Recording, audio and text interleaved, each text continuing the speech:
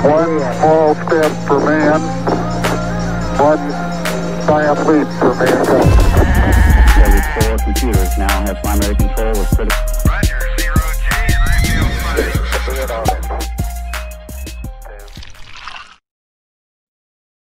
Maganda. Good nights na naman sa inyong mga kapatid. So nagbabalik na naman kami ni Kuya Poch dito. Start na naman ng podcast. Uy, bilis na ako magsalita eh. Pre-practice ko lagi. Okay, ng podcast eh. Oh, sorry. Okay. Pag-usapan natin. Sorry. Ito may episode siguro, pag-usapan natin ng pagiging Pinoy. Diba? Yung mga kultura ng Pinoy. Pinoy ka ba? Pinoy ka ba? Simula sa Putotoy. Lahat Pinoy. Grabe ka. Proud to be. So pag-uusapan natin ngayon siguro yung mga kultura natin, paano tayo naiba sa paano tayo naiba sa iba. Tama naman. So gusto lang kita bigyan ng facts about sa Pilipinas kasi interesting eh, di ba? Grabe, nag-research na naman tong partner ko. Iba ka talaga. Alam mo sa buong mundo. Nasa Pilipinas ang world longest underground river. Ay, grabe. Parang napuntahan na natin yun, magkakaibigan. Tama ba? Oo, tama. Napuntahan natin. Ito lahat na sa podcast ngayon. Tayong apat. Napuntahan natin, magkakasama tayo. Puerto Princesa. World longest river pala siya sa mundo. Underground. Underground river. Pero galing no, naalala ko, meron dun parang rock formation na mukhang T-Rex. Naalala mo yun? Oo. Nasa Gedli. Oo, natakot. Naalala ko, ang panghi. Yun yung naalala ko, mapanghi dun. Panghi talaga kasi ang daming bat. Diba? Tapos umiihi lang sila, diba? Habang buti na lang may helmet tayo. May helmet. Puro bats sa loob eh. Pero maganda nga. Magandang XP yun, actually. Ang ganda ng Pilipinas. Marami siyang kung ayaw mo maiihian, huwag ka pumunta. Pero maganda siya sa loob. Pero alam mo anong pinakamaganda sa Pilipinas? Ano? Ang mga Pinoy. Yan. Pinoy. Grabe daw yan. Tama ba? Maganda nga. Ayan ang tanging yaman ng Pilipinas. Ayan ang, para sa akin, hindi magagaya ng iba. Wala kang katulad ng mga Pinoy. Totoo. Alam mo ba sa Pilipinas? Kakaiba. Alam mo ba sa Pilipinas, Bes?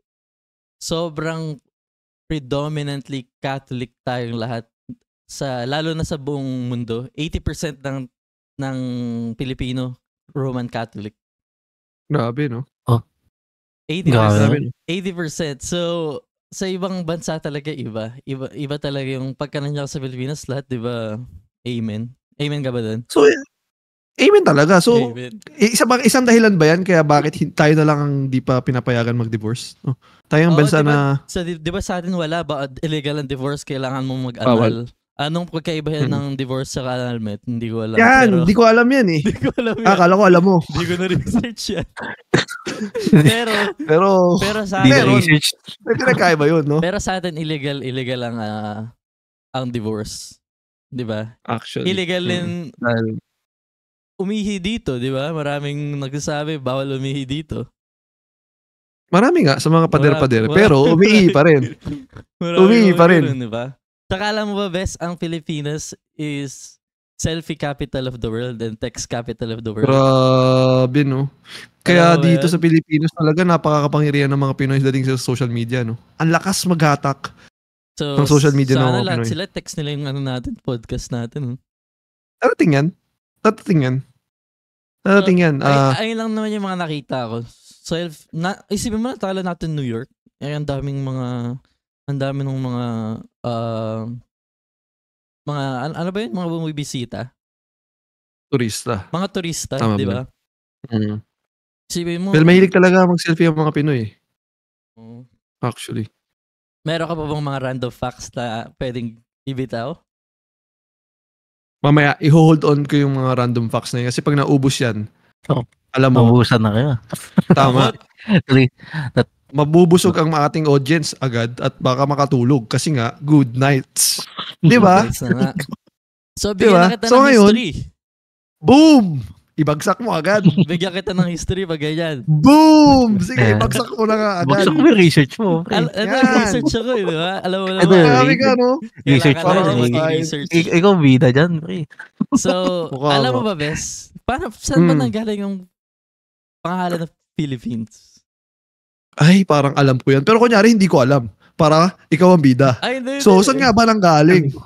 Saan nga ba nang galing yan? Okay, sige. Kunwari na lang ako yung bida. Ikaw talaga. Oh. Ang founder ng... ang founder ng... Boom! Grabe ka talaga. Grabe naman founder yun. ng May Philippines presentation ba? West. Pangalan niya si Ruy Lopez de Villalobos. Nag-expedition sila ng 1542. Tapos ito, si King Philip to, King Philip II, parang grandfather niya, pinangalan niya sa kanya.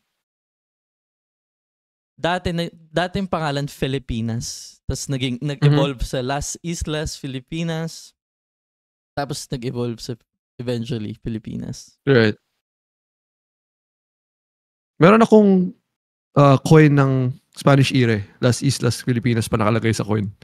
Nasa harap, Spanish coin siya pero nakalagay Las Islas Filipinas. Meron pa akong ganun. Seryoso? Baka mahal lang yun. 1861 nata yung coin ko na yun. Hindi naman sobrang mahal.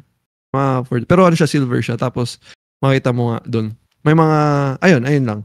So, alam mo ba kung katagal tayo sinakop ng mga Spaniards? Grabe, no? Gaano katagal? Dali tandaan kasi 333 years tayong inoccupy ng mga Espanyol. Grabe, no? Kaya, yung kultura natin talaga parang ano rin para tayong Asian na parang Mexicano. Asian Mexican. Oo. 'Di ba? Kultura natin talaga ang daming words natin na Spanish, ang dami nating Totoo kasi dito ang dami din mga Spanish sa Amerika, lalo na kay Sarah, California, ang daming Spanish din rin.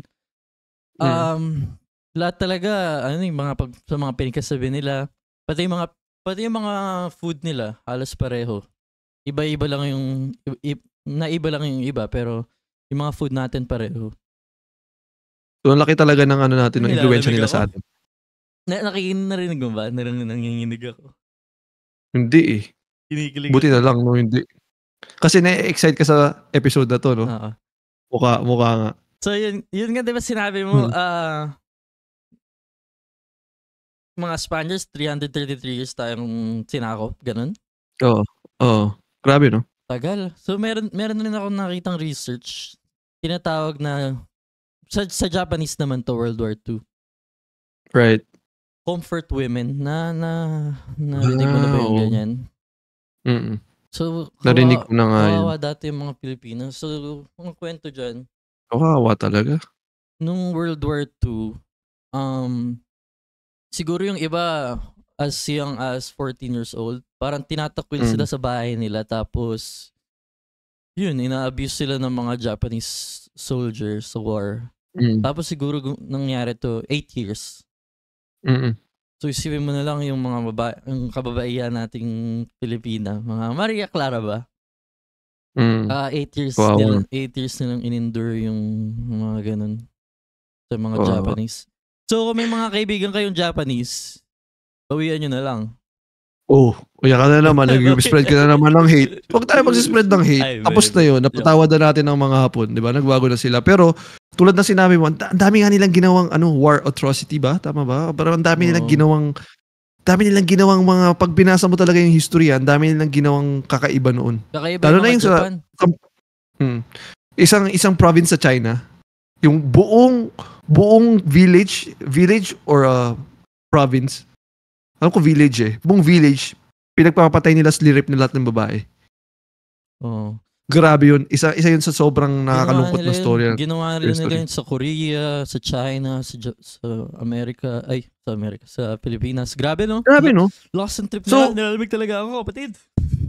Okay lang, pero ang masasabi ko, lang, dun sa sa Japan, meron din silang, alam niyo yung ginawa ng sa mga Jews, di ba? Ano yun? Yung tang ba yan? Ano yung sa Jews, yung nangyari sa kanila? Yung sila. Holocaust, may Holocaust ng mga Jews, di ba?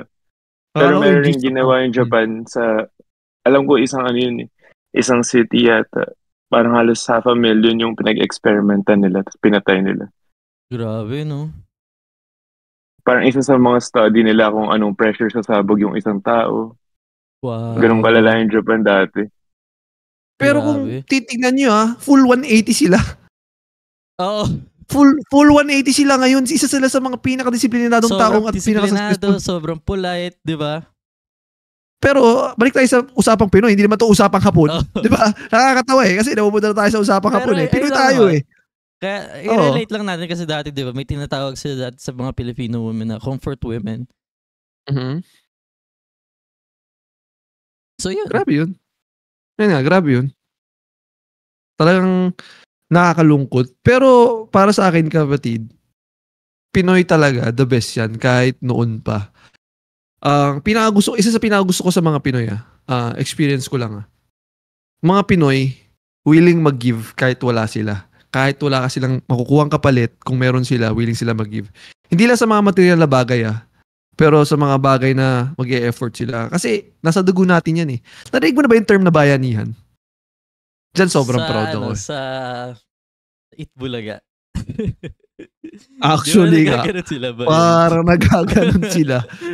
Pero siguro yung concept nila nagtutulungan rin sila. So parang ang nangyayari kasi noon, grabe noon, di ba yung mga tinitira natin, mga kubo-kubo, mga nipahat gawa sa bamboo, Ganon yung mga bahay natin noong mga panahon. Ay, hindi ko naabutan yan. Bahay ko. Hindi na natin naabutan. Mayaman na kayo Hindi naman, hindi ko na naabutan yun. Pero, grabe pag minsan kailangan nila maglipat, literal na binubuhat yung bahay ng mga tropa. Ng mga kapitbahay ng mga tao sa village nyo. Grabe yung tulungan, Parang, ang sarap makita para kayong isang buong pamilya. Ayun yung gusto ko sa Pilipino isipin mo yung bahay lalagyan nila ng bamboo sticks lengthwise pati crosswise. Tapos yung mga tao aangat yun, nalagay nila yun sa balikat nila, bubuhatin nila. Ay, nakita ko nga sa mga picture. Binubuhat nila yung hut. Grabe So ganun yung samahan. So ang tradition normally pag ginawa nila yun, yung mga tinulungan, nagpapakain sila after. So salo-salo, maliit na salo-salo. Pero maniwala ka o hindi, sa tingin ko, kung yung mga tao yung pakainin naman o hindi, gagawin pa rin nila. Kasi ganun tayong mga Pinoy, nagtutulungan. Nagtutulungan tayo in that way na, alam mo yun, willing to lend a hand all the time. Naalala ko hindi lang nangyayari yun ngayon. Naalala ko tuloy yung nag-experiment ka, Bes, yung naging homeless ka nung isang week. Pwede mo nating ikwento yun? Pwede nating kwento yun, pero bibigyan natin ng isang sariling episode yun. So, yung sinasabi niyang partner ko, si Poch, sabi niya, nagkasama ko nun si Agbay. Si Agbay siya yung nag-shoot nun. So, tumira ako sa Manila ng 5 days na walang kahit ano, walang pera, walang gamit. Actually, may gamit ako, mga damit. Walang pera, ganito, ganyan. Tapos, naghanap ako ng mga trabaho para makasurvive dun. So, actually, 5 araw ata yun. 5 araw. Yun, namuhay ako ng walang-wala. Sinubukan ko yun ng 1 linggo. Si Agbay pupunta para i-shoot. Actually, plano namin gumawa ng documentary pero hindi namin natuloy i-publish. Pero, ayun nga, parang na-experience ko kung gaano talaga kawiling tumulong. Bigyan ako ng isang teaser lang about doon. Eto. Parang pagdating ko doon, unang pagdating ko pa lang, uhaw na ako. Pero nga, wala nga akong kahit ano, diba? Wala, ni piso wala ako sa bulsa ko. So, tatanong ko sa kanila, saan pwede uminom? Saan ba ako pwede uminom na, alam mo yun, makiinom dito, ganito, ganyan. Sabi nila, bili ka ice tubig. Yun, kasama ko yung mga homeless, literal. As in, mga homeless, doon sila nakatira sa park. So, tinatanong ko sila, saan pa pwede makainom, ganito, ganyan. Tapos sabi nila, bili ka ng ice tubig. Parang tres lang yun, ganito, ganyan. For context, saan to? Sa Luneta ba to? Hindi, sa Loton Park. Sa Loton. Diba ito yung sa harap ng Aristocrat? Hindi, sa harap to ng sa harap to ng nasunog na post office. Manila Post Office. Nasunog recently. Tama. Doon mismo. Gets. Pagdating ko doon, wala akong ni piso sa bulsa, di ba? Sabi nila, bili ka ng ice tubig. Yung sinabi ko wala akong pera, parang nagtingin sila. Kasi, hindi ka naman mga homeless, ganito ganyan. Pero in-explain ko sa kanila. Ginagawa ko, ganun ganyan.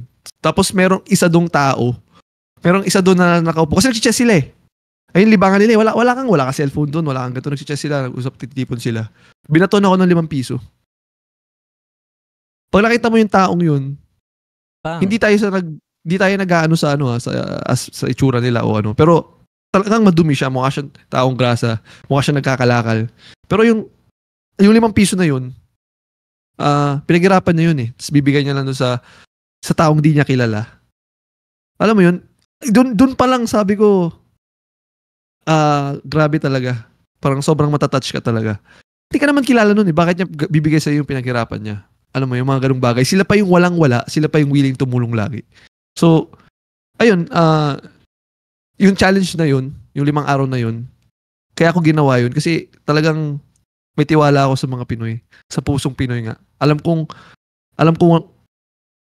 hindi ako mapabayaan ng mga, kasi Pinoy nakapaligid sa akin eh.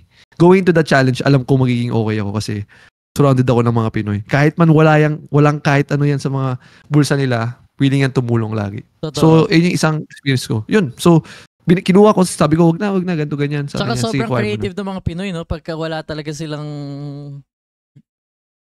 magawa, parang may gagawin eh. May kaya silang solusyonan. Ayun na nga eh. Sobrang silang ayun creative. Na nga, minsan sobrang madiskarte. Minsan, ginagawa na yung mga mali. Yung mga, gumagawa na ng mga kawawan. So, sobrang madiskarte. Ginagawa na yung mali. Sobrang taba nga. Maiisahan ka minsan. Pero, ayun. Meron tama ka rin doon. Example dyan na sobrang creative ng mga Pilipino. Di ba? Sobrang resourceful. Kasi di ba may mga Filipino talaga na hindi low income, wala talagang ganyan-ganyan, di ba? Syempre, kailangan mo maging resourceful.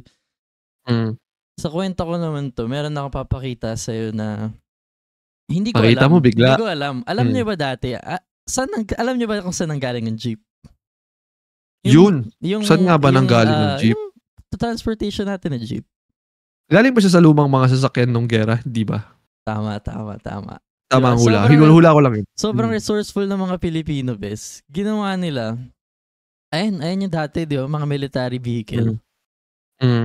Iniwan lang ng mga Amerikano. Liit pa, no? Maliit pa yung pinapakita mo sa image para sa mga podcast listener natin na walang video. So pinapakita ngayon sa prompt, merong jeep na 2-wheeler. 4-wheeler, sorry. Parang sa 6 na tao. Oo, 3, no? Tapos, di ba, ginawa nila, nag-evolve throughout the times. Tapos, naging ganyan na. Di ba? PRC ba yan? Hindi ko alam. PRC. Pero, nakikita ko pa yan. Ayaw nilang mag-ano, di ba? Kasi mga Pilipino, ayaw nilang maging wasteful. Lalo na, di ba? Yung mga ganyang bagay. Talagang ginagawa nila ng paraan kung paano nila magamit para ma-up yung buhay nila, di ba?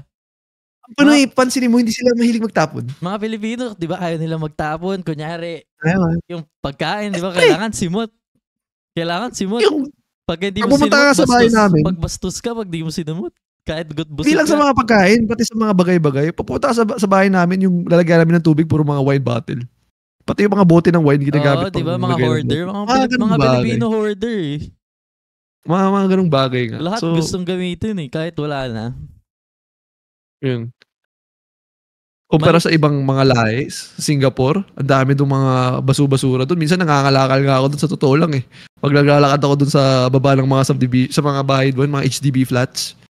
Ang dami nilang tinatapon na kung ano-ano. Kumakalkal ako minsan doon, maniwala ka o hindi. Kakalkal ako doon. Masarap pag may mga bulk pickups. Kasi di ba may mga pickup dito yung mga basurahan namin pinipick up. Meron tinatawag na bulk pickup. Ibig sabihin yung mga malalaking trash mo. Doon, masarap. Lalo na pagka nasa rich neighborhood ka, pag pumunta ka. Sarap. Ang sarap mo dami. May makikita ka gaming chair, may makikita ka na sofa, may makikita ka na mga salamin. Ikaw, Pilipino ka, nakita mo yun. Di ba? Lalo na kasama mo nanay mong hoarder. Malalaki mata mo. Lalo na kasama mo nanay mong hoarder. Ay, pagkakasya yun dito sa sakyan. Alala ko nanay ko noon, kasama ko sa Singapore eh. Nakita yung, hindi ko alam microwave ba yun. Pinabuhat ba naman sa akin nasa basurahan. Kuha mo yun. Kuha mo yung bag, kuha mo yung laptop bag, kuha mo yung microwave. Nahihiya ako pero wala akong magawa, nanay ko eh. So yun, kinuha ko, nakita kami sa plata. Nakakaya talaga, di ba? Isa ba nga, may nakita akong salamin. Kinuha ko, yung ganda eh. Ewan ko kung nakita ko salamin maganda o yung salamin lang talaga yung maganda. Pero yung nakita ko salamin, ang ganda eh. Nakagandahan ako sa nakita ko sa salamin eh. Ayun na nga, no? Grabe, no? So, yun nga, sabi ko nga, ang Pinoy talaga, may ginting puso yan. May ginting puso yan. Pero eto naman. Pero syempre. Meron tayong kultura na naiiba sa lahat ng mundo? Sure ka? Siguro Ano hindi. yun? Hindi ako naman ako sure, pero sa mga Tingin ko- sa mga kaibigan ko lang, syempre wag nagkakakwentuhan kami, di ba? Iba't iba ng mga lahi ng mga Puerto Rican, Dominican, Amerikano, Ano yun? Afrikano. Ang tuli. Sobrang unique sa atin ang tuli sa later age in life. Well, hindi siya di siya sobrang unique for us kasi ang mga Muslim nagpapatuli sila. Ang mga Jew nagpapatuli sila. Ang Jew. Later on? Alam ko sa Jew, parang 8 days old nga ata doon nakalagay sa ano nila eh. Parang Oo ganun. nga. Tayo, di ba? Kailan ka ba nagpatuli? Tuli ka na ba? Okay. Ayun nga lang, kaya hindi ako makarelate kasi hindi pa ako tuli. Sinasabi ko, lahat ng tao nagpapatuli. Mga baby, di ba? Dito, Amerikano, baby, tuli na. Sa atin, may ano ka na, pubes ka na, tsaka ka nagpapatuli. May lublog ka na. Di ba? May karog ka na, tsaka nagpapatuli. Actually. Kailan ka ba Yung tipong masisira na yung gunting. Grade 1. Medyo bata-bata ako doon. Actually, maganda story ng tuli ko Pwede ba nga? Ito, sobrang bilis lang ng story ng tuli ko. Paano? Late na patutoy mo ang bilis lang. Alam mo yung panggupit ng gunting na papel? Ayun lang ginamit Okay na yan. Isang gupit lang. Pero ang story kasi doon, tatay ko di ba nagtatrabaho sa abroad? Oo. So sabi ko sa iyo parang weekly siya tumatawag doon. Weekly siya tumatawag sa amin noon. So siguro Sabado yun. Tumawag siya. 7 ako nito. Lalaro ko sa labas. Batang kali ako eh. Lagi ako naglalaro sa labas ng kung ano-ano. Paritero, habulan, block 1, 2, 3, taya-tayaan. Tumawag siya sa nanay ko. Kausap sila. So ngayon, nag-uusap sila. Si mami, lumabas, tinawag ako. Tapos, sabi sa akin ng nanay ko, sabi ng tatay mo, patuli ka daw. Bigyan ka daw niya 1,000. Mukha akong pera. Tsaka, hindi pa ako pamilya sa tuli nun, pre. Grade 1 ako nun. 7 years old, wala pa akong alam sa ganun. Pumayag ako. 1,000 yun eh. Ang laki nun. 7 years old. 7 years old ka na natuli, bes? Oh. Bata ako natuli. So, pumayag ako. Punta kami sa, same day, pumunta kami sa clinic. Pinatuli ako. Tapos yun na. Istorya, tuli na ako. So, maaga-aga ako natuli kumpara sa iba. Ako, nahiya. Ako, sobrang takot ako patuli dati. Iniisip ko, sana talaga, fast forward na lang sa tuli na ako para hindi ko na ma-experience yun. Kasi di ba pagka summer season na, second year. Grade 6 yata, going into grade 6 yata o going into first year summer? Mga ganun. Naalala ko pa yun, napatuli kasi pagkatapos nun sabay tayo naligo dun eh. Ewan ko naalala mo. Hindi ko maalala, pero naalala ko. Tayo tayo, di ba natakot ka? Tayo tatlo nila chok. Sabay naligo. Bagong tuli ka. Kadiri. Pero, ayun nga. Alam mo, bes, takot ako dati, di ba? Tawag pa sa amin nung dati sa bahay ko, Chicken Boy. Kasi yung putotoy ko parang Chicken Joy. Alam mo yung ayaw mabura. Ayaw maratbo.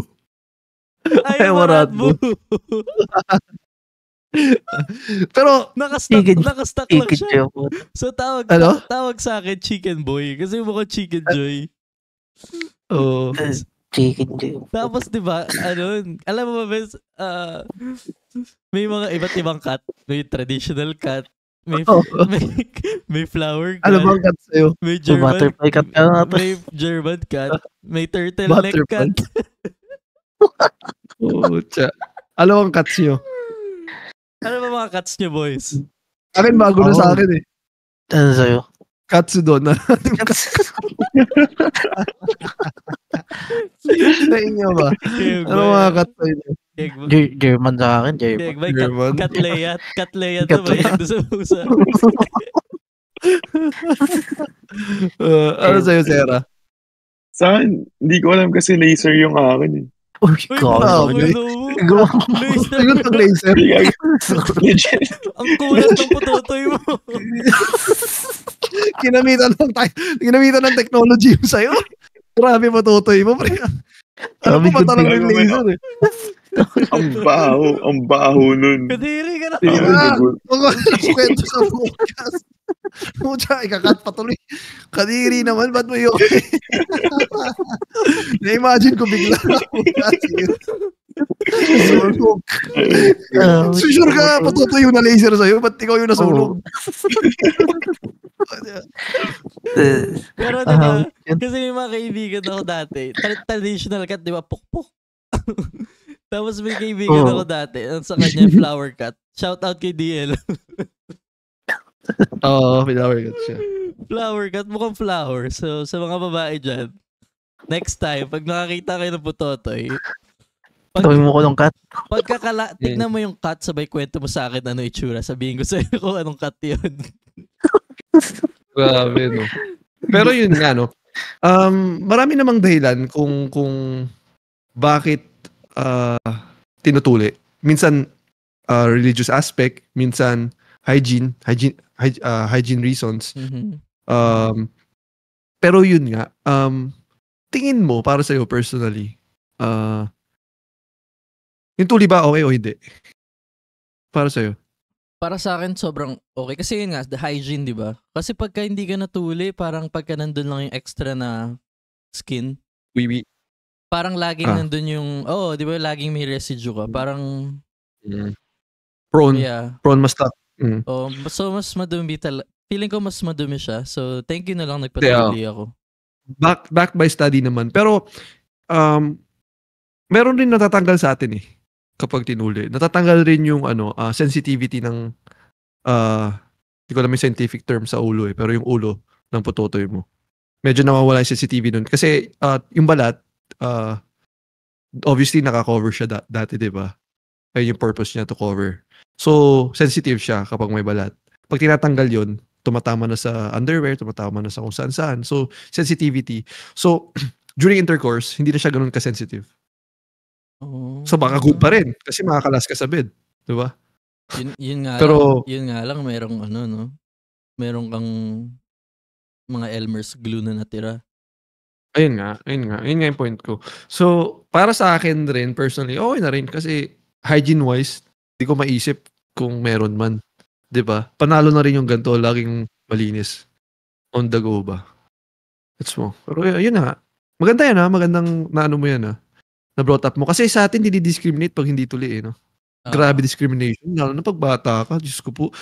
Isa sa mga close friends ko, parang third year na siya napatuli. Naku po, supot ang tawag namin sa kanya. Potso. Araw-araw. Kada makikita namin, pag-usapang ethics na, laging supot ang tawag sa kanya. Kawawa yun, kasi binubuli yun literal 16, hindi pa siya tuli. Pero yun nga So sa atin talagang dinidiscriminate pag hindi tuli. Kasi di ba naman syempre kasi kultura natin ganun So parang pagka naiba ka, 'di ba? Naiba ka. Pero meron yung mga kasabihan na pag tinutuli parang lalaki putotoy. Sa akin lumaki. Siguro kasi adolescent ka na 'di ba? Sumakto na rin yung spike. Ganun ang nangyayari. Kaya nangyayari. Pero yung kultura ba ng pagiging Pinoy, kumbaga sa pagkain, sa pakikisama sa mga ibang kapwa, ganyan. Kamusta naman ba? Napapansin ko nga minsan mga Pinoy weird kasi kapag may foreigner, grabe sila magtrato ng foreigner kumpara sa mga Pinoy. Pag may kasama kang bisitang foreigner, pasukin sa bahay, bibigyan ng pagkain, pakainin ng marami, bibigyan pa ng dessert yan, tapos may ice cream pa yan, kompleto. Pero pag kaibigan mo, dinala mo, dinala mo na naman tropa mo, ay, dito na naman kakain. Pero pag iba lahi, pag foreigner, kaya magandang tingin sa atin ng mga ng mga dayuhan nga, kasi ganun tayo sa kanila. Which is siguro, siguro sa tingin ko, dahil gayon sa iba-ibang lahi umoccupy sa atin Tsaka, pag na-occupy tayo, obviously, tinatrato natin sila ng maganda, syempre. So, siguro, ewan ko ayun ang naisip ko, kaya siguro dala natin yun. Pero, ayun nga, maganda naman na tinatrato mo ng maganda yung iba, lalo ng ibang lahi. Kasi, syempre, kukwento nila yun. Sa mga ibang. So, yun nga, parang sinabi mo yung ganyan. Parang mas papasok yan sa akin sa parang cultural perception ng mga Pilipino na kunwari foreigner, 'di ba? Kunwari mga Amerikano, parang feeling ng mga Pilipino or 'di ba? Parang pagka Pilipino usapan iniisip nila yung English is more prestigious or modern language kumpara sa Tagalog, 'di ba? Parang maraming Pilipino na parang social. Ang galing ng English, social, 'di ba? Pagka ganyan or yun, di ba? Pag mga nag-iinuman, nagkaka-English na. Meron na nga, nagkakalabasan ng galing eh, no? Don't me. Yung mga ganyan ba? Ano ba? Ang galing ng mga Pinoy mag-English. Magaling nga mga Pilipino. Magaling, di ba? Kasi ano tayo eh, parang tuli, dinidiscriminate natin yung mga hindi magaling mag-English. Napansin mo? Oo. Walang masyadong bansang ginagawa yun. Sobrang sa atin na kapag hindi ka magaling mag-English or mali-mali ka o barok ka, dinidiscriminate ka. Kaya iba talaga. Talagang nag-aaral, pinagpo-practicean. At saka para sa atin, importante yun. Ayun talaga yung parang toxic sa Pilipino. Parang ang isip natin kasi sobrang na-colonialize nga tayo dati. So feeling ko... Di mo naman sisi. Feeling ko parang...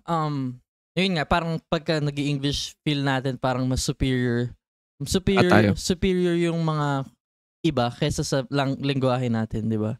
Ayun yung naiingit ako sa mga Filipino versus Puerto Rican. Yung mga Puerto Rican ba sobrang proud ng tao. Kung makakaibigan ka ng Puerto Rican, sobrang proud sila sa kultura nila, sobrang proud sila sa music nila, sobrang proud din sila sa language nila. As in talaga, di ba lagi tayong support local, ika nga. Support local talaga sila. Support local talaga sila. Yung pero brother, kaibigan ko isa, lahat yun Puerto Rican, nire-rep niya. Tapos sa barko namin, lahat yun meron mga Puerto Rican na parang samahan sila. Araw-araw yung naglalabas ng music, sumasayaw. Maganda ang sama nila. Tapos sobrang mahilig silang sumayaw. Sobrang mahilig sila sumayaw, tapos sobrang support local sila. Nice, no? Diba? Pero kasi yun nga lang, ang tirada ko diyan. Hindi natin masisi mga Pinoy talaga kasi na-colonialize tayo. Kawawa tayo, kawawa history natin. Mm-hmm. Talagang naapi tayo. Parang hindi natin kilala yung totoong identity natin. Alam mo yun, halo-halo eh. Oo. Inoccupy tayo ng Japanese, Hapon, Spaniards. Parang sino ba ako? Ano ba talaga ako? Hindi mo rin masisi eh, 'di ba? Paano ng mga Indio, 'di ba? Ikaw nga kultura mo namaste. Never ka na narinig mag-namaste. Oh, 'di ba? Ayun ang point ko dito. So, kultura hindi natin masisi rin. Kultura mo nagmamotor sa bahay-bahay. Madalas ako nagmamotor. Naniningil. Pero ayun na nga. So, yung partner ko naging racist na. Pero ang usapan dito is, hindi mo rin masisi kung bakit yung mga Pinoy hindi talaga ganun ka. So, kung sa tao siya, hindi nila alam yung, paano ba? Yung pagkatao, hindi talaga, medyo nalilito. At hindi rin ganun ka-proud. Kasi nga, yung roots natin, hindi naman solid yung foundation natin. Ang daming ng gulo. Doon lang ako parang naiinggit sa kultura natin na hindi tayo support local kasi di ba pagka local sinasabi natin ay squatting or ay Jejemon, di ba mga ganun ba? Walang pero sa iba support local lang sila eh. Ayun ang maganda. Teka lang. Kasi papansin ko, puro pagpupuri yung sinasabi natin sa mga Pinoy. Mga viewers natin Pinoy, obviously Tagalog tayo dito. Baka lumaki ulo. 'Di ba? Ang mga Pinoy naman, magagandang tao. Marami nga, lahat ng sinabi natin totoo, pero meron ring mga bad. Pero negative ang Pilipino talaga, wala na akong pipiliin pa pagka nahirapan ako sa isang bagay or kung gusto ko ba mga katrabaho, gusto ko mga Pilipino. Super local tayo. Sobrang sarap kasama mong Pilipino. Super local tayo. Nakakatawa talaga mga Pilipino. Pero yun nga, minsan, pumapasok nga, ewan ko narinig mo itong term na to, pero itong term na to sobrang sikat sa Pinas at alam ng mga Pinoy yung pagiging yung term na crab mentality nga. Narinig mo na ba yan? Utak talangka. Ay, gusto nila maging Mr. Krabs, ganun. Well, in a way, oo. Kasi selfish sila. Si Mr. Krabs sobrang selfish nun eh. 'Di ba? Ayun nga yung pinoportray niya sa SpongeBob eh, sa selfish na tao. So, yun, let's get into bakit ba crab mentality? Saan ba nanggaling yung idea na yun? So pag crab mentality sinasabi nila, nag-aatakan pa ba? Parang ganun. So pero kasing fisherman o tao, napansin niya yung mga crabs kapag nasa pag nasa bucket sila. Ganun rin yung pag yung lola ko nagluluto, tapos marami kaming crab. Tapos pag tumatakas sila, naghahatakan sila pababa. Ay nga, yung weird, di ba? Doon pala galing yan. Ayun, naghahatakan sila pababa. Parang kapag may umaangat, hinatak nila pababa. So yung crab na yun, hindi makaalis, hindi makalabas, hindi kayang maka-escape, hindi kayang maging successful kasi hinatak ng mga fellow crabs na nila sa pababa. Actually, may story akong ganyan. Meron, maganda yan. Iparinig mo sa amin maya-maya yan. Kasi napaka-interesting talaga ng mga ganyang may mindset. Hindi mo maintindihan bakit. Pero, talagang ang dami dito. So, ano ba nangyari? So, ikaw ba? Ang victim? Ako ang victim. Ako yung hinahatak pababa. So, sa dati sa work ko, may Pilipino, di ba? May Pilipino. Although, di ko naman siya masyadong friend talaga. May sarili akong friend group. Nasama lang siya. Sa US ba to? Sa US. Nasa Navy ako. May Pilipino siya. Kasama. Nasama lang siya. Tapos, ang trip namin kasi dati, ang lakas ng trip namin din, nagka-club kami, nagbabar kami. Tapos, kami. Pumupunta kami sa banyo, diba? Tapos nag-shoot kami. Nag-shoot kami sa banyo. Ano yung shoot? Tapos, yung ayaw ni Duterte, yung mga ayaw ni, naggaganon kami, di ba? So user ka pala noon, kapatid? Oo, user may history ka pala dyan. Pero nagbago ka na? Para lang sa... Ano lang ba? Kasi dyan kasi sobrang... Face. Dyan kasi parang sobrang tabu yan, di ba? Sobrang frowned upon. Kasi dito naman parang normal lang siya pagpunta ka sa festivals or pag pumupunta ka paggamit ng droga. Oo, so paggamit ng droga. So may face ka, naging user ka? Oo, may face ako. Next, siguro sa mga future episodes, pwede natin i-tackle to. Kasi dati, maganda yan, no? Na-OD natin kung ano pwede sa buhay. Na-OD na ako dati, almost. OD is overdose? Na-overdose na ako dati. Basta mga ganyan. Pero yung trip namin talaga, siguro next mga episodes na yun. Pero, abangan na lang. About sa crab mentality na lang. So, yun nga, di ba, sobrang nag-have fun lang kami, nag-shoot kami. Mamaya-maya, siguro, after nung weekend na yun, mga Monday na, pinatawag ako ng NCIS. Narinig mo na ba yung NCIS? Para palabas yun series. Palabas yun, di ba? NCIS is Navy Criminal Investigation. Parang nakalimutan ko lang yung S. Navy Criminal Investigation. Sulis. Oo. Anyway. Parang ganun siya, di ba? So, pinatawag ako sa work, di ba? Mga work namin, syempre may mga military police kami, di ba? So, yung military police, pinuntahan yung chief ko. Kasi nagtatrabaho ako hindi naman nila ako makikita. Pinuntahan nila yung chief ko. Tapos yung chief ko, pinapunta sila kung nasan ako. So, 3 sila, pinuntahan nila ako.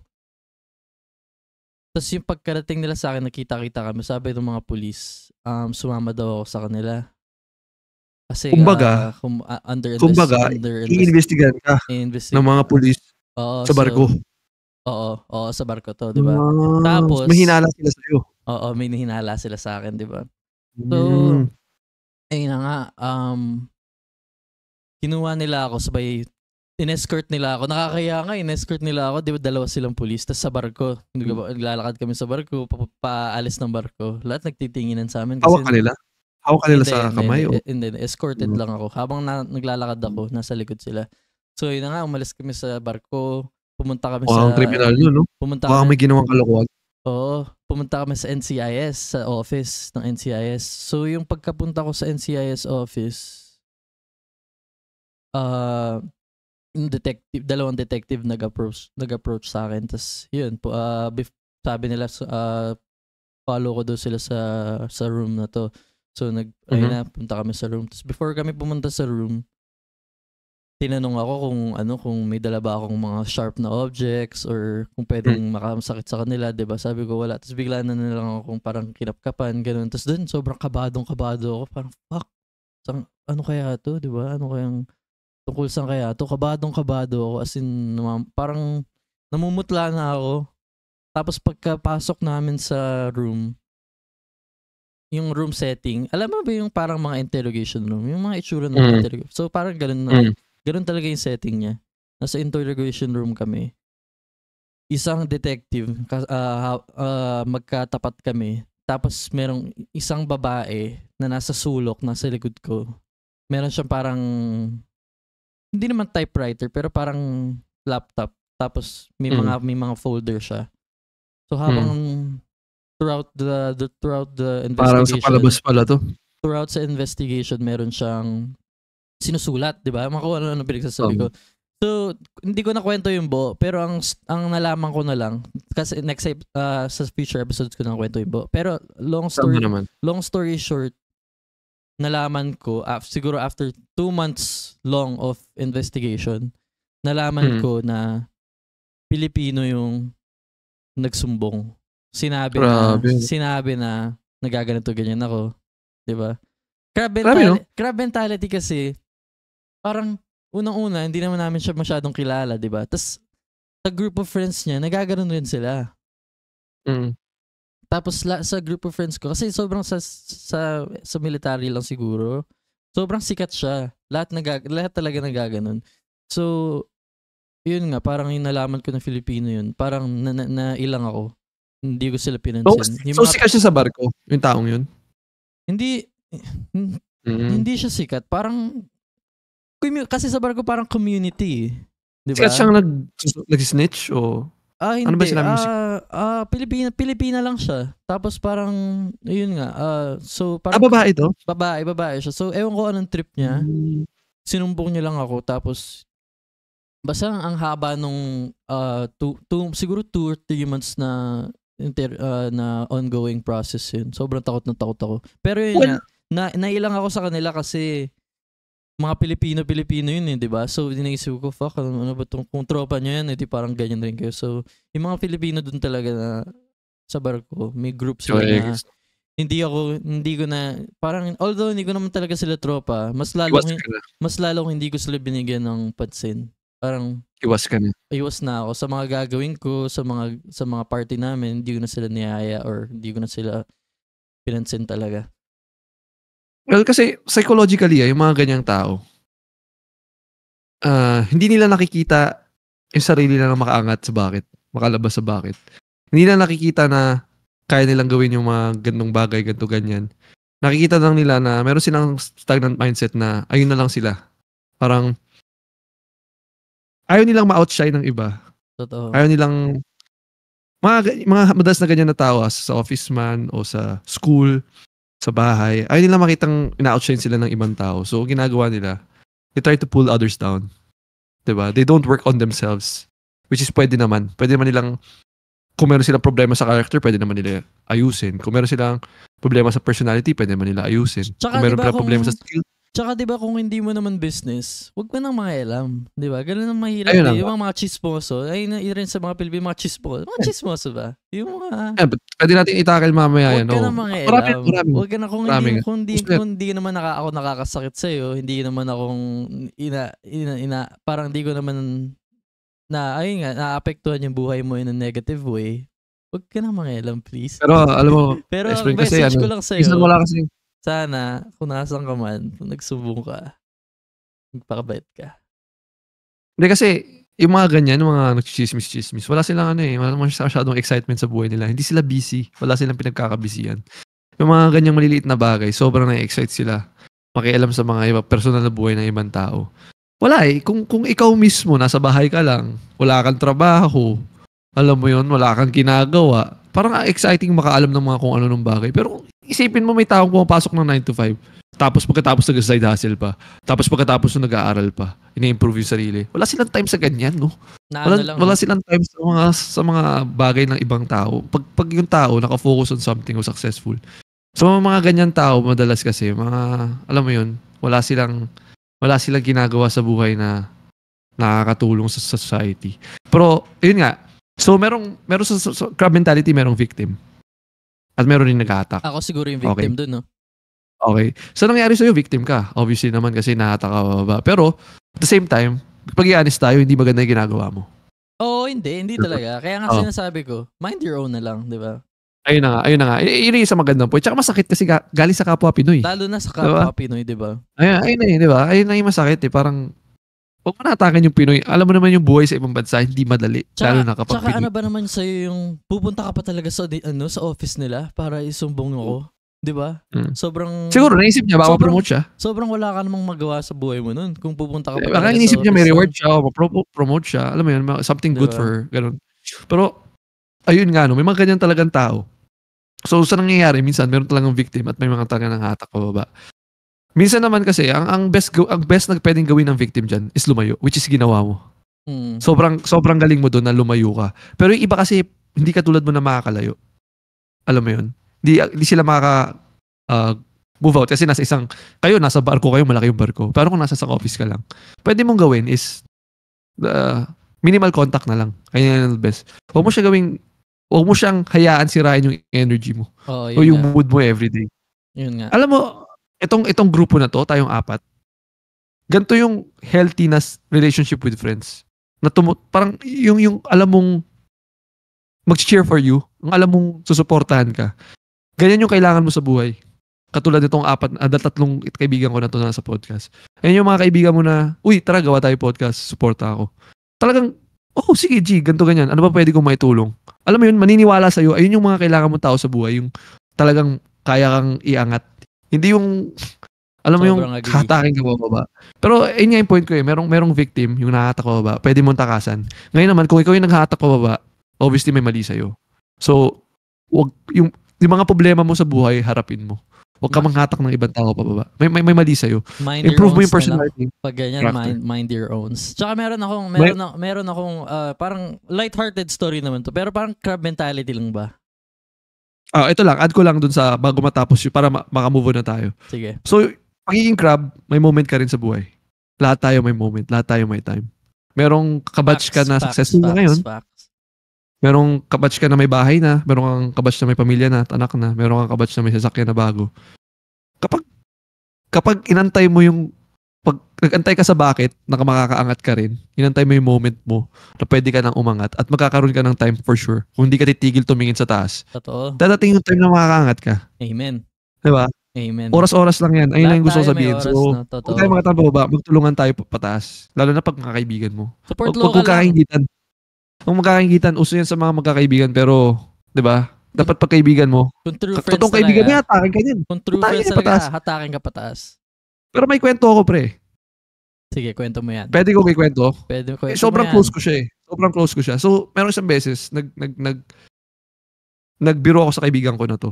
Na nanalo ako sa loto. As in, napaniwala ako sa nanalo ako sa loto. As in, parang, nanalo ako sa loto, tapos napaniwala ako siya. Nasabi ko, ganito, nanalo ako, ganito, ganyan. Tapos napansin ko, pero nabibiro lang ako noon titignan ko lang yung reaction niya. Napansin ko, parang hindi siya masaya. Nanalo ako sa loto, parang sinabi ko nanalo ako ng 100M eh. Tapos napaniwala ko siya, nanalo ako. Tapos napapansin ko, bakit itong tao na to, hindi masaya para sa akin? Nanalo ako ng 100M, naniniwala siya. Tapos, yun sinabi ko, bigyan kita ng ganito, ganyan, naniwala naman siya. Pero parang, binigay ko lang ata, sabi ko 2M, ganito, ganyan. Pero panalo 100. Parang ganun yung sinasabi ko. Pero yung tao na doon, naniniwala siya. Kasi nga, ang dami, talagang pinaniwala ko siya. Napansin ko hindi siya masaya. So, medyo may pagka-crab mentality yung tao na yun, no? Lagay mo sa dalawang screen, yung mukha nating dalawa. Kilala mo kung sino yung tinutukoy ko? Hindi eh. Ikaw, hayop ka. May pagka-crab mentality ka rin, hayop ka. Ikaw yung tinutukoy kong hayop ka. Ole. Sinabi ko nanalo ako ng milyon. Tapos nalungkot ka kasi hindi ikaw yung nanalo. Walang iya. Ang pangit na ugali mo. Ikaw yun. Ikaw yun. Nasa US ka na. Sabi ko nanalo ako ng pera. Walang iya kang hipokrito ka. Nagulat ako. Sabi ko, ba't malungkot itong tao na to? Tapos yung nagkakaminan na, sabi mo, sinabi ko nagbibiro lang ako. Sabi niya, nalungkot ako kasi hindi ako yung nanalo, ikaw nanalo. Parang ganyan na inggit ka, sabi mo. Napainig talaga ako. Medyo nakita ko yung totoo ugali mo doon. May pagka Mr. Krabs ka ako, no? Oo, medyo nga. Inggitero ka rin. Hindi ko maalala yun, ha? Ingit ka sa mga Puerto Rican, ingit ka sa pera ko. Pero. Naman kung manalo ako. Pagka Share nanalo ko ka, naman eh. pagka nanalo ka, bes, 100M, ilan bibigay mo sa akin? Magkaalaman tayo ngayon. Ilan bibigay mo sa akin? Tangina ka. Kabigayan Siguro, pa. ang mga realistic talaga. Siguro, bibigay ko sa'yo, malinis. Walang tax, malinis. Siguro, 10M. 10M? 10M. Sarap. Siguro. Right. Siguro. 20 to 20 pababa. Hindi tataas ng 20. Siyempre, pag sinabi kong 10M, ikaw, makapal mukha mo, tapos tutuin mo pa ako. Tutuin mo na. Saan naman yan? Ganyan. Siguro tayo, Parang ganito. 8M na lang muna kunyari. Tapos up mo na lang. Siyempre, mag-uusap pa tayo. Hindi, malinis yung 10M. Ba't 8M lang? Gawin mo ng 10. Tapos, marami akong kailangan tulungan. Tapos gagawin mo ng 10 bigla. Di ba? Pero yun, 10M. Malinis. Ako, tanong mo ako, pag nanalo ako, ilan bigay ko sa'yo? Hindi na. Hindi ka naman tumataya ng loto. Huwag na tayo maglokohan dito. Magbuo na tayo sa next topic. Tumaya O, ako. magkano? 100M, magkano? 1 billion ngayon sa loto dito eh. Grabe, no? Tumaya ako. 100M, magkano? Magkano sa akin? Porsyento ko dun. Para kung sakaling manalo ka dyan. Given na circumstances mo sa buhay, ganyan. Tas Yun. marami naman tayong mga pinagsamahan. Tinownplay mo pa ako, mahayop ka. Diba? Tinanong ko lang kung magkano. Sinabi pa circumstances ko sa buhay, hindi maganda. Pinagkalat mo pa sa podcast. Lagyan natin, Sabihin mo na lang. lagyan Huwag mo na natin siraan. yung setup mo ng mga magagandang sa likod. So, Siguro. siguro, Wala ka akong mga siguro match picture na lang kita. picture. Kung ano yung kasi energy nga. Kung ano yung bigay mo sa akin, bigay ko sa'yo. 10M. Okay. Okay, hindi magreklamo. Oo, 10M, wala namang ginawa. Tag 10M tayo. Pero yun nga, yung point ko dito, minsan yung pinakamalapit pa sa yung tao, inggit yan sa success mo. Yung tao nasa katabi ko, podcast ko. Isipin mo nung nainggit, nalungkot, nanalo ako. Hindi ko Walang maalala hiya. yan. Di mo maalala kasi bakit ugali mo. Anyway. Pero meron akong kwento dyan, di ba? Yung crab mentality, di ba? Parang ako. Pero naalala ko, kaibigan natin to, ay hindi natin kaibigan talaga. Ay, kaibigan natin pero hindi natin tropa. Kasi kaibigan, tropa, magkaiba yan, di ba? Kaibigan natin, naglalakad tayo sa mall, di ba? Wala kaya tayo, naglalakad kami sa mall. Tapos, mamaya, may nakita kami babae, naalala ko siya vividly. Naglalakad siya, babae. Meron siya Kilala ko to. Yung crab mentality guy. Oo, kilala mo. Kaklase natin siya actually. Meron siyang meron kami nakitang babaeng naglalakad. Sa MOA yata to sa MOA. Naglalakad siya. For context lang, all boys kami. All boys kami. For context lang, all boys kami for 11 years. Elementary, prep, hanggang high school. Okay, go. Para may alam ng viewers. So naglalakad kami doon sa MOA. Tapos may nakita kami babae, hawak-hawak niya Starbucks cup na maliit. Mayaman. Oo, maliit lang na cup, yung small. Ano ba tawag sa small na Hindi ko alam, di ba ako nakakapasok Starbucks pre? Alam mo naman circumstances mo sa buhay. Kumalay ko ba? Tol, ayun, Tol, yung pinakamaliit nila. Tol, so yun, di ba? Tol yung hawak niyang Starbucks cup, di ba? Mamaya sabi ng kaibigan natin, pre, tingnan mo yung babae, pasosyal. Bibili ng Starbucks, maliit. Para lang bang masabing may Starbucks. So, grabe yung Judgmental. processing mo. Judgmental. Parang kung mag-isip, di ba? So, yun talaga, wala akong naisip naman at the time na yun. Pero, looking back, naalala ko lang sa bigla, parang grabe, no? Parang, mind your own style. Baka minsan, oo, tol, baka sakto na sa kanya, no? Hindi naman pwedeng pa-social agad pag ganun. Oo. Diba? Babae yun yung appetite din naman kasi gano'n. Pero yun nga, no? Marami yan. So marami yan talaga. Shift over na natin kasi feeling natin, ang dami na natin nasabi dyan. Sa kultura ng Pinoy, maraming OFW, di ba? Sa mga families ko pa lang, ang daming OFW. Siguro pag-isipan natin yung challenges ng mga na-face ng mga OFW. Lalo na ikaw kasi, di ba?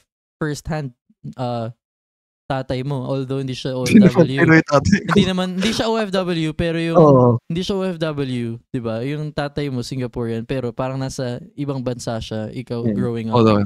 So, 'di ba may mga challenges kang na face, 'di ba? So full time first hand experience.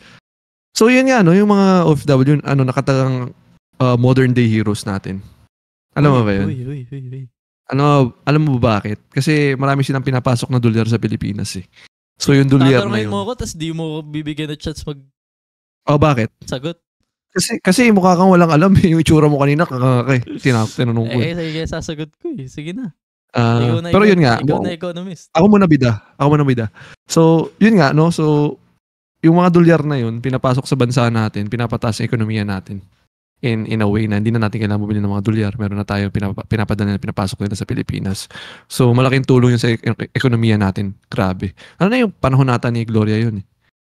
Gloria ata. O yun, mga panahon na yun. So, malaking tulong yung mga yan. Pero, despite that, dami na pinagdadaanan. Baka gusto mo itakil, mga pinagdadaanan ng mga OFW natin na unang-una sa lahat malayo sa pamilya. Sige, so kunyari ako, diba? Ako, although hindi naman ako OFW, pero nararanasan ko na, kunwari, isa sa pinakamalaking challenges for me is being homesick. Duro ako yung mic ko. Oh, anyway. Simula sa pagkain. Although nasa Filipino household ako, syempre, di ba yung pagkain namin, Filipino food. Pero, yun nga, kunwari dito, ang hirap makahanap ng, kunwari, tender juicy, paborito ko. Di ba? Paborito ko yan, tender juicy. So, yung mga maliliit na bagay, simula sa maliliit na bagay na sa pagkain, di ba? Sobrang namimiss mo. Yeah. Tapos, yung, tama naman. Tapos, sa mga maliliit na bagay pa. Kunwari, sa mga barbero, di ba? Hindi sila marunong. Yung iba yung gusto kong style ng buhok ko. Pero, di ba, iba yung datingan nila dito. So, ang hirap sa akin makahanap ng barbero. Gusto ko talagang barbero, Filipino, para pogi, pakatulad mo. Support local. Support local. Diba? Tsaka support local. Gusto ko talaga Filipino. Kasi may experience ako, basta may mga itim na barber. Napansin mo may time na lagi lang akong kalbo. Nagpapakalbo na lang ako eh. Hindi sila, talented. Hindi kasi iba yung buhok nila, di ba? Kasi isipin mo dito, iba yung buhok nila. Iba yung buhok nila. So, iba sila gumalaw. Nagugupit-gupit rin ako eh, by the way. Anyway. Nagugupit-gupit rin ako, so naiintindihan ko.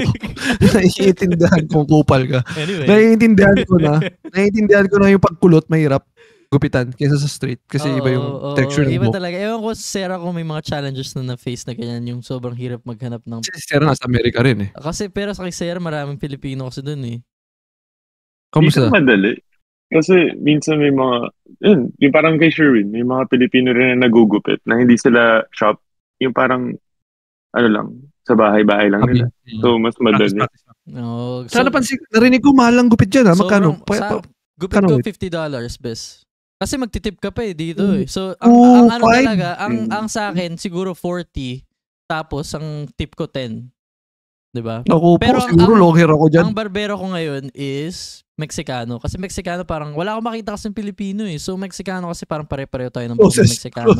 Closest to Filipino. Tsaka best pag magpapagupit ka, tatanungin ko muna ngayon kung marunong silang mag-scissors. Kasi maraming barbero dito best panay fade lang. Kasi sikat lang fade, di ba? So, yung ano lang ba? Yung, ano ba yung tawag doon? Yung ganun. So, marami silang hindi razor, tama. So, thank you. So, wala silang marunong na mag-scissors. So, mahirap talaga. Mahirap. So, ayun nga, di ba? Pero magkano bayad mo sa inyo?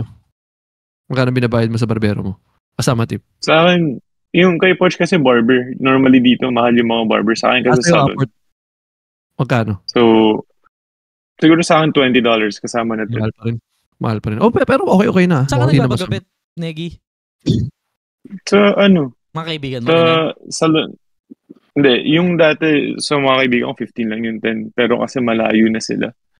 So, ngayon may nakita akong salon. Tapos, parang Vietnamese yun eh. Tapos, nag-vibe kami. Tapos yun, kinakausap ko siya kung anong gusto kong gupit. $20 lang binabayad. Ayun pa nga. Maganda talaga. Kapag yun nga, di ba? Ang hirap makahanap ng kailangan talaga, na-homesick ka talaga, naghahanap ka talaga ng local or pinakamalapit sa local, kunwari Asian, pag ganyan ba? Tapos... Paano siguro sa gupit? Nabalik tayo sa mga OFW, no? Yeah, balik tayo sa OFW. So, yung mga homesick, sinasabi ko sa yung mga homesickness na ano ko. Tsaka, feeling ko, hindi ako makauwi. Yun pa, feeling ko, hindi lang sa akin kasi yung parang, siguro sa maraming OFW na face nila, kaya nilang makauwi, pero minsan, iniisip na lang nila magbigay. magpadala, Imbes diba? na yung pera nilang pang-uwi, Pang-uwi. which is thousands of dollars, at Ipapadala saka na lang gagastusin nila. nila sa Manila, sa Pilipinas, pagdating nila, gagastusin nila. Mabilis ang 200,000 eh. Sobrang Diba? bilis nun. 200 sa kalahati. Ipapadala nila. Tapos may instance ako na parang kaya ko naman umuwi, pero may mga expectation kasi na pag ako umuwi, syempre, di ba yung mga Yan. yung mga expectation nila na kailangan Maganda yan. ikaw lahat magbabayad, ganyan, ikaw yung Hindi, isa pa yung mga pasalubong. Isang para sa akin na pasalubong, tapos pagka lumalabas kayo, ikaw lagi yung expected na magbayad kasi dolyar yung pera mo. So may Pero may mga instance talaga na gusto ko umuwi pero iniisip ko na yung mga ganyang bagay na mababad trip lang ako. So hindi na ako parang nag-think na lang ako, sabi ko wag na lang kasi meron akong ganun nga. Pwedeng i-share na personal experience ko yung ganyang mga sitwasyon. Kasi daddy ko normally, pag umalis kami ng bansa, out of the country, nagbibigay yan pan-shopping. Bibigay sa amin ni mami. Sa akin, meron. Ate ko meron. Ako meron. Bibigay yan ng panggastos namin. Ako, ang ginagawa ko, tatlo kami, magkakaiba kami ng utak syempre. Ate ko, nanay ko, tsaka ako. Iba-iba kami ng diskarte sa pera. Ako, tinatago ko yung pera. Tinatago yung pera. Hindi ko ginagastos yun. Kasi mukha akong pera. Yung ate ko, ubos yan. Asaya mo, ubos yan kung ano pinapibili niyan. Siyempre, wala nang tinatago yan, wala natitira dyan, inuubos yan. Nanay ko, nauubos yung pera niya sa pasalubong. Lagi yun. Which is, isang trait naman ako na masyadong di ako nag-agree. Pero nga, since ganun nga yung Pinoy na, alam mo yun, iniisip nila yung maganda iba. yung sinabi mo, ganun yung nanay ko eh. Iniisip nila yung iba more than themselves minsan na parang nabibili niya na ng sarili niya at the end of the day mga chocolate na lang ganito. Oo, ganun. Pero nauubos yung pera niya. Siyempre isipin niya, yung pinsan ko, ay yung tita ko, ay yung sobrang relate ko. Tama. Friend ko. So ayun yung isang trait na Pinoy na ako personally hindi ako masyado nag-agree na. Sumobra yung bait, ibig sabihin, no? Tsaka ang dami nun. Pag malaki pamilya mo, ubos yun. Oo. Like, nga, maliliit. Pero pag yan, 100 maliliit, ubos yung pera mo pa rin. Naintindihan mo?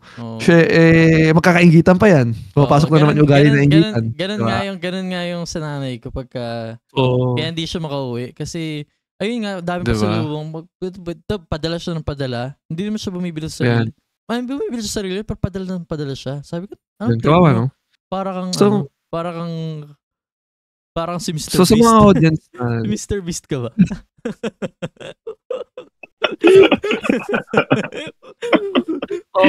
Bibili siya ng isa, bibili siya ng isa, sabi, ay, hindi pwede kasi maiinggit tong isa. Bibili na yung isa, ay, hindi pwede kasi yung nanay nito, ganyan, mag-chismis. Paano yung bystander, naglakad lang, ba't ako walang pasalubong? Diba? Kilala, bibili mo. Tapos magkakatampuan pa. Pero yun nga, gusto ko lang sabihin dito sa mga audience natin. Tsaka sa atin na rin na hindi madali yung buhay sa abroad kung ano nung trabaho pinapasok nila. Tsaka isipin mo yung example ni Poch na yung nanay niya hindi makauwi dahil iniisip yung ganung bagay. Ba't di na lang tayo maging masaya na kasama natin sila kahit sa isang buwan, 2 linggo. At least yung, alam mo yun, parang yun palang pasalubong na yun kung yung tao talaga mahal mo o talagang namimiss mo. Diba? Kasi, hindi mo na kailangan ng mga material na bagay, di ba? Pero yun nga siguro yung mali, no? Iniisip nila na na pagka nasa ibang bansa ka, ang dami mong pera, pero ang reality talaga, work, sleep. Malungkot. Work, sleep, eat ka lang. Malungkot. Actually, hindi pa ako nagtatrabaho sa ibang bansa, pero alam ko yan kasi maraming malalapit sa akin na ginagawa yun eh. Like ikaw, tatay ko, maraming akong malapit sa akin na ang daming sakripisyo. Diba? Tsaka yung mga pag nagtrabaho, grabe. Ayun na nga, simpleng pag-uwi, isipin mo pati yung uuwi na lang sila, hindi pa nila magawa kasi nga ang dami nilang iniisip. Parang ang sakit rin nun kasi ang dami nag-i-expect ng mga bagay-bagay. Marami. So kayo kung may pamilya kayo na sana lawakan natin yung yung pangunawa natin na syempre iisipin ka pa rin yan kasi may pusong Pinoy nga yan eh. Isipin ka pa rin yan, mag-isip pa rin ng pasalubong. Pero kung meron man tayong pamilya sa abroad na alam mo di ganun ka-well off, sabihin mo na lang na uwi ka ng tita. Kahit wala kang bigay sa akin, okay lang ako, ganyan, basta makita lang. Uwi ka na mami, di ko kailangan ng mga regalo. Hindi importante sa akin, importante makasama kita. Pero kung ganun tayo lahat, di baka twice a year nakakauwi yung mga loved ones natin, no? Oo. Isipin mo. Kasi best. yung mga, lalo na yung mga family, yung parang yung family nila nakadepend talaga sa OFW nilang family member, 'di ba? Sobrang yung isang family member na yun na wala namang kakilala doon. Tapos mag-isa lang siya. Tapos isipin mo bawal sila magkasakit kasi pag nagkasakit sila anong Di ko naisip. 'di ba? Di ko naisip. Pagka nagkasakit sila, paano silang mag-provide para sa pamilya mo na nasa Pilipinas? Grabe, no? So isipin mo walang nag-aalaga sa kanila, walang mag-isa lang sila or wala silang family members. 'Di ba? Tapos hindi sila makauwi kasi iba pa lingwahe. Tapos ayun pa nga, 'di ba? Language barrier. Ang hirap. Alam mo bang sobrang hirap ng lalo na ako sa simula. Although marunong ako mag-English pero pagka nandito ko kasi iba yung salita nila eh. Hindi naman yung parang sa movies yung mabagal. Ang bibilis nila magsalita. 'Di ba? Kunwari, tayo mga Pilipino, sa mga Filipino movies ang babagal nila magsalita. So parang ganun, pagka nandito ako, kwento ko yung sa bootcamp ko. Sa simula ko, di ba sisigawan sila, ang bibilis magsalita. Hindi ko talaga ma-pick up. Sobrang... Kasi native language nila. Native. Mother tongue nila eh. Native nila. So sobrang ang bilis nila magsalita, wala akong maintindihan, di ba? So feeling ko it goes for everybody when I say sobrang hirap sobrang hirap nung period na lalo na pagbago sila. Ang dami talagang aspects na ginagawa ng OFW na in the surface hindi mo makikita pero yung sacrifice na ganun sobrang dami. Pero ikaw ba may dadagdag ka ba? Kasi OFW yung mom mo or isa sa parent mo? Mom niya. Yung mom ko. Ngayon, nasa abroad ka na rin. Sure ako marami kang masishare o masasabi rin. O baka may kulang kaming sinabi. Anong masasabi mo sa sinasabi namin? Yun din. Sa sinasabi ni Poch is, first year ko dito, na-experience ko agad lahat, yung mga work and shit. Pero kaya after nung 1 year dito, umuwi ka agad ng Pilipinas. Kasi iba yung Pasko dito. Iba yung holidays dito. Compared sa Philippines, sobrang dami mong kasama, sobrang gulo, sobrang saya. Kaya nung first year ko dito, ma-experience yung Christmas, yung holidays, yung Thanksgiving. Umuwi ka agad ako Pilipinas year after. Diba? Kasi ayoko dito. Kwento ang depression siguro next episode or kung kailan. Alam mo, diba? Na-depress talaga ako. Sobrang na-depress ako. Alam mo, hindi sad story pero ilang beses siguro nakadalawang beses or 3 beses ako nag-try. Sobrang... Nag-commit? Oo, so nag-try ako. Sobra akong nag-breakdown. Wala na talaga. May time best na uminom ako straight 1 week. Sumusuka na ako ng dugo. Pero ayun nga, di ba? Next topic siguro. Kasi lighthearted lang naman yung pag pinag-uusapan natin ngayon. Pero yun nga, di ba? So, para good nights lang. Yun nga. Sa small things na sa pagkain, OFW, sa language barrier, sa dependency nila. Tapos sa relationship, syempre, di ba, nakaka-affect yan. Yes, sir. Maraming sacrifices. Diba? Maraming sacrifice. Meron akong coworker na matandang lalaki na siya. So, yung family nila, 10 years, siguro 15 years sila. Hindi kilala. 15 years sila. Wala sa kanya binagit yung pangalan. 15 years sila. Para lang ma-picture mo yung mukha. Kasi minsan, di ba, pag may pangalan na may picture mo yung mukha. Na-imagine ko yung sa Walking Dead yung Asian. Si Kuya 15 years sila ng asawa nila sa Pilipinas. May anak na sila 3, 4. Tapos yung asawa niya, nagkaroon ng work sa Texas. So yung kasawa niya, nagpunta sa Texas siguro 1 month or 2 months before niya na makuha yung family niya sa Philippines. So, yung 2 months na siya nandito, di ba? Tapos mamaya-maya, kikuha na niya yung family niya. Napansin ni na iba na yung asawa niya. Laging nagtatago, laging sa 12 ng gabi, may kasama ng iba. Kasi nalaman niya, yung time period pala na 2 months na nandito yung asawa niya sa work, meron na siyang kalandian. Meron na siyang new fling. Diba? So kawawa, nung pagkapunta nila, magkasama na sila ulit, Yun, parang Nagkaalaman. iba na yung dynamic, 'di ba? Tapos sobrang gulo, yung asawa niya iniwanan yung pamilya, tapos parang pumunta sa isang apartment, hindi niya parang tinakul niya yung pamilya niya. Tapos si Kuya iwan siya sa mga bata. Tapos wala siyang trabaho kasi kakapunta lang nila dito, 'di ba? So naiwan yung mga bata kay tapos sila yung nasa isang apartment nila. So yun, 'di ba? Marami talagang aspects na naapektuhan, tsaka maraming aspects na hindi natin nakikita na ginagawang mga sacrifices ng mga OFW. Napaisip ka na ba bakit talamak at uso ang pag-OFW? Kasi yung feeling ko yung disparity ng mayaman sa mahirap sa Pilipinas sobrang layo. So, ang mga mayaman sa atin, parang pag mayaman ka, lalo ka talagang yung mayaman. Pero ang mga mahihirap, sobrang hirap mong makawala sa rat race. So, ang ginagawa nila... So, basically, capitalism. Oo. No?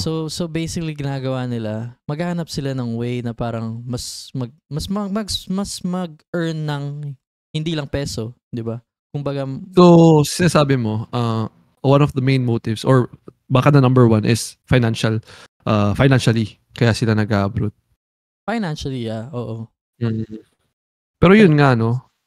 Kasi parang, pag dito ka, may trabaho ka na okay na. Let's say, kumikita ng 50K. Tapos, example natin is, call center agent ka. Meron ka ng 50K. Minsan, hindi yun enough to sustain. Lalo na mahal ng bilihin. Hindi enough para tustusan mo yung mga anak mo kung may anak ka man o pabinabayarang bahay, ganyan, renta. Hindi enough yun minsan yung 50K. So, yung mga kapwa nating Pinoy, nagbabakasakali sila sa ibang bansa, nag-apply sila ng mga trabahong mas mababa. Kasi syempre, minsan hindi naman sila wala naman silang degree. Wala naman silang... So, yung level of attainment nila, hindi naman ganun kataas. Kahit meron man, hindi naman siya acceptable minsan sa ibang bansa. Tama? So, yung nakuha nilang trabaho, madalas is blue-collar jobs. Labor-intensive jobs, di ba? Pero ang pay, almost times 3 to times 5. Kasi nga, iba na yung currency, no? Oo. So, ang nangyayari, talaga yung mga Pinoy, nag-abroad. Pero, ang dahilan talaga, financially. Pero kung okay sa Pinas, parang, sino ba nga aalis ng bansa natin? Sobrang saya sa Pilipinas. Sino ba nga aalis ng bansa natin? So, ayun yung dahilan. Tsaka, napapansin ko ang ginagawang mga joke sa mga comedy or yun nga, ginagawang lait yung sa Pinoy yung magiging maid daw. Pag Pinoy ka, maid. Diba? Ganun yung tingin sa mga yun. No? Parang katulong ka pag ganyan yung mga Pinoy kasi madalas silang maid sa ibang bansa. Kalimutan ko yun, maganda ba to, no? Maraming pumapasok na good point. ng ganung trabaho. Kasi nga, unang-una, yung financially, yung rewards, mas malaki. Diba? Mas malaki yung rewards financially.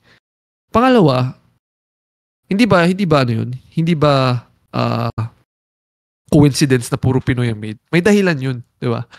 May dahilan bakit madalas Pinoy ang maid. Kasi gusto ng mga employer yun. Kasi mga Pilipino talaga, matyaga talaga, tsaka masisipag eh. Tsaka diba? Kahit baratin nila, minsan talaga kailangan nila, kinakagat nila diba? Kunwari sa Pinoy, mga cruise ship, ang dami niya mga Pilipino. Panay Pilipino, siguro almost ng mga employee nila Pilipino. Hindi mo naman sasabing Pinoy lang kailangan ng pera eh. Pero namang mga kapitbahay natin na bansa na mahirap rin na kailangan rin ng pera. Bakit Pinoy pinipili nila? Kasi ugaling Pinoy, iba talaga yan. Panalo. Pag nag-alaga ng bata yan, pag nagluto yan, pag naglinis ng bahay yan, 100% yan. Hindi yan tatamad-tamad. Lalo na pag binayaran mo ng tama. Totoo. Pag binayaran mo ng tama yan, magtatrabaho yan. Hindi katulad ng, hindi ko naman minamalit yung mga ibang lahi. Pero ang point ko dito is, ang Pinoy, masipag yan basta pwede ng tama. Tsaka alagaan ka niya. Malasakit. Kumbaga kung Pilipino, you get your money's worth pag ganyan, no? Oo naman.